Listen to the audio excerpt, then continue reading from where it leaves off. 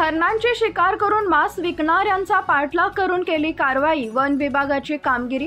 जंगलातील हरणांचा शिकार करून त्यांच्या मांसाची विक्री करत असल्याची गुप्त माहिती प्रादेशिक वन विभागाच्या वन परिक्षेत्र अधिकारी शीतल नगराळे यांना मिळाल्यानुसार त्यांच्यासह सहकार्यांनी 30 एप्रिलच्या पहाटे 4च्या सुमारास बिलाखेड गावाजवळ सापळा रचला।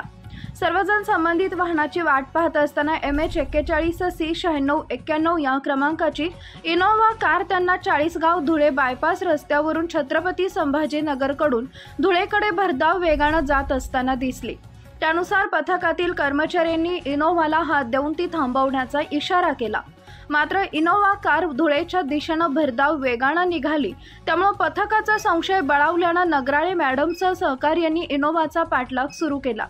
इनोव्हा कार पुढे व वन विभागाची गाडी मागे असा चाळीसगाव ते धुळे पाठलाग करत अखेर धुळे शहरात आल्यानंतर इनोव्हा चालकाने गाडी थांबवली व पाठलाग आपला सुरू असल्याचं लक्षात आल्यानं इनोव्हा मधील 5 जण कार सोडून फरार झाले।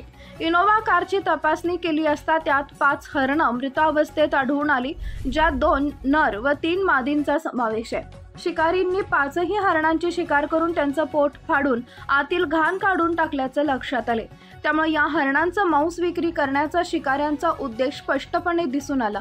5ही हरणांच्या शरीरावर कुठल्याही जखमा आढळून आलेल्या नाहीत। फरार शिकारींचा शोध सुरू केला। ही कारवाई उपवन संरक्षक प्रवीण ए व सहाय्यक वन संरक्षक उमेश बिराजदार यांच्या मार्गदर्शनाखाली वन परिक्षेत्र अधिकारी शीतल नगराळे तसेच त्यांचे सहकारी चंद्रशेखर पाटील, ललित पाटील, अजय महिरे, काळू पवार, रवींद्र पवार, भटू अहिरे, संजय गायकवाड, समाधान मराठे यांनी केली आहे, असं शीतल नगराळे वन परिक्षेत्र अधिकारी चाळीसगाव यांनी कळवलंय।